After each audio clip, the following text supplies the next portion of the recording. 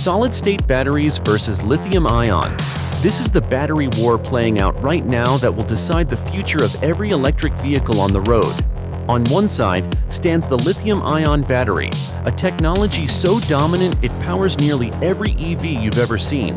On the other side stands the solid-state battery, a technology so promising that Toyota, Samsung, Mercedes, and Volkswagen have collectively poured billions of dollars into making it real.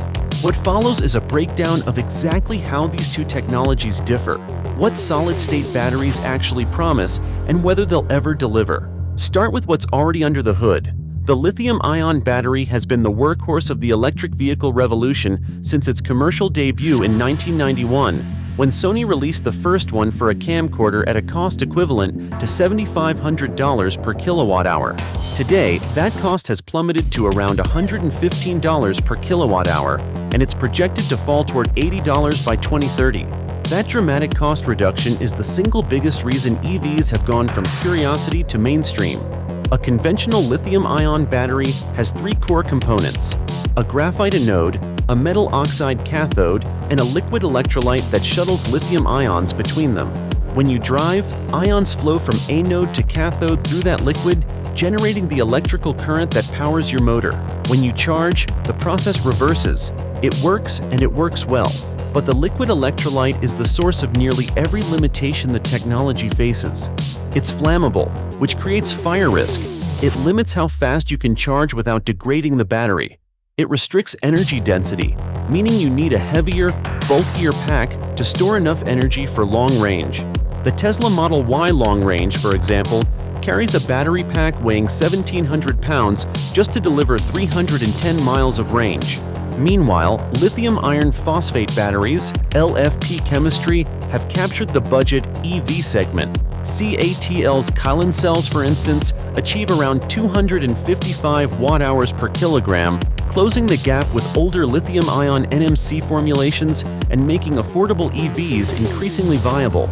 LFP's rise is part of why the baseline is already moving, which makes what solid-state promises even more remarkable by comparison. Hit that like button and subscribe for more honest automotive insights based on actual data.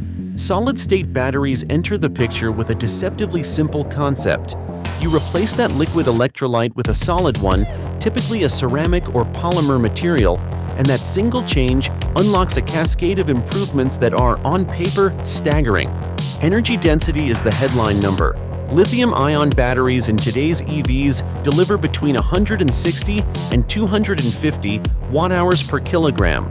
Solid-state batteries promise 250 to 800 watt-hours per kilogram. Samsung recently debuted a solid-state prototype achieving 500 watt-hours per kilogram with a projected 600-mile range.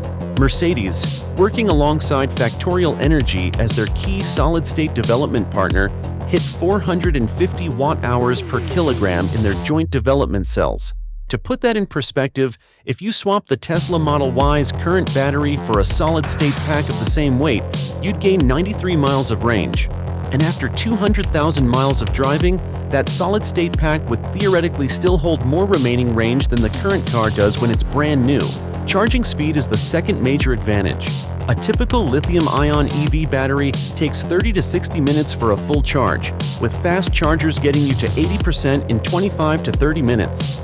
Solid-state prototypes have demonstrated 80% charge in 12 to 15 minutes. Samsung's latest announcement claims 9-minute rapid charging. Harvard researchers developed a solid-state cell rechargeable in 10 minutes, and QuantumScape demonstrated 10 to 80% charging in just over 12 minutes on a Ducati motorcycle, which marked the first live vehicle demonstration of their technology. QuantumScape's QSE-5 cells have since achieved 844 watt-hours per liter of volumetric energy density, and B1 sample deliveries to Volkswagen's battery arm PowerCo began in late 2025, with their Eagle Line pilot production inaugurated in February 2026. Safety is the third pillar. No flammable liquid means dramatically reduced fire risk. The solid electrolyte is thermally stable, which means the battery can potentially operate across a wider temperature range without the complex cooling systems lithium-ion packs require. Lifespan rounds out the picture. Lithium-ion batteries typically last 500 to 2,000 charge cycles before significant degradation, a process driven by lithium plating, electrolyte decomposition, and mechanical stress on the anode as it expands and contracts. Solid-state prototypes are showing 2,000 to 10,000 cycles. QuantumScape's cells, tested by Volkswagen's battery arm PowerCo, maintained over 95% energy capacity after 1,000 cycles, equivalent to roughly 500,000 kilometers of driving. Samsung is targeting a 20-year battery lifespan by 2029. So if solid-state batteries outperform lithium-ion across virtually every measurable dimension, why isn't every EV already using them? The answer comes down to three things: cost, manufacturing, and physics. Cost first. Lithium-ion batteries sit at roughly $100 to $150 per kilowatt-hour. Solid-state batteries currently cost $800 to $1,200 per kilowatt-hour, which is roughly 8 times more expensive. BMW estimates solid-state pack prices need to fall below $80 per kilowatt-hour to compete with the next generation of lithium-ion, which will cost about $75 per kilowatt-hour by 2030. Manufacturing is arguably the bigger hurdle. Tim Holm, Chief Technology Officer of QuantumScape, puts it bluntly: making a battery that's better than lithium-ion is really hard. His company spent 5 years and $100 million just to pick the right material for the solid electrolyte, then another 5 years and $200 million more building prototypes. And he's the first to admit there's still a lot more to be done. Hit that like button and subscribe for more honest automotive insights based on actual data. The physics challenges are equally stubborn, and they look different depending on which electrolyte chemistry a company is pursuing. Toyota, partnered with Idemitsu Kosan for solid electrolyte production and targeting their manufacturing facility for 2027, is pursuing sulfide-based electrolytes, specifically LGPS-type materials, because they offer higher ionic conductivity and are easier to process into thin films. QuantumScape, by contrast, uses an oxide ceramic approach, which is more thermally stable but significantly harder to manufacture at scale.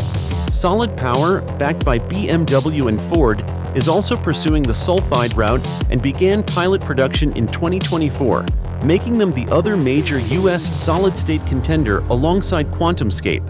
Each chemistry involves real trade-offs. Sulfide-based electrolytes react with water vapor and generate toxic hydrogen sulfide gas, demanding ultra-low humidity manufacturing environments that are enormously expensive to maintain. Oxide ceramics avoid that problem, but introduce brittleness that requires specialized handling equipment. And across both approaches, dendrite formation, where lithium metal grows needle-like structures capable of short-circuiting the battery, remains a persistent problem at the anode. And then there's cold weather, which might actually surprise you. Solid electrolytes conduct ions less efficiently at low temperatures, and some require operating temperatures above 50 degrees Celsius to perform well. That means solid-state EVs may need heating systems for their batteries in winter climates, a notable disadvantage compared to lithium-ion. Not everyone is a believer, and the most prominent skeptic carries serious weight. CATL is the world's largest battery manufacturer, and in April 2024, CEO Robin Zeng publicly stated that solid-state batteries were unsafe and not the fix-all solution everyone hopes for. His company spent 10 years working on the technology without meaningful progress, and that's a sobering data point from the company that produces more EV batteries than anyone else on Earth. The real-world track record so far reinforces that caution. NIO became the first company to bring semi-solid-state batteries to production in April 2024 with their 150 kilowatt-hour packs. By November 2025, they discontinued them after producing only a few hundred units, with the battery reportedly costing as much as the entire car it was installed in. The trajectory of investment, though, is unmistakable. Toyota, which holds more solid-state battery patents than any other company, is targeting mass production in 2027 to 2028 with a 10-minute charge time and over 620 miles of range. Samsung SDI plans mass production by 2027. Nissan is aiming for their own all-solid-state EV launch by fiscal year 2028 using in-house developed technology. GAC Group in China claims to be the first automaker ready for mass production, and China's first all-solid-state production line is already operational. Prologium, which counts Mercedes-Benz among its key investors, is also advancing solid-state cell production in parallel with Factorial Energy's work with the same automaker, a sign of just how seriously Mercedes is hedging across multiple solid-state approaches. Hallie Cheesman, program director at the U.S. Department of Energy's ARPAE, the advanced research agency that funds high-risk, high-reward energy technologies, offers the most balanced perspective on record. She believes solid-state batteries will win eventually, but predicts 8 years before they reach mainstream electric vehicles. Here's where things stand. Lithium-ion batteries are a mature, affordable, mass-produced technology that will continue to improve and dominate the EV market for the rest of this decade. Solid-state batteries represent a generational leap in performance across nearly every metric that matters, but they remain years away from cost parity and true mass production. By 2030, perhaps 10 to 15% of new EVs could feature solid-state batteries, and by 2035 or beyond, that number could grow substantially. The battery powering your next EV will almost certainly be lithium-ion. The one after that, though, is where this story gets genuinely interesting. Hit that like button and subscribe for more honest automotive insights based on actual data.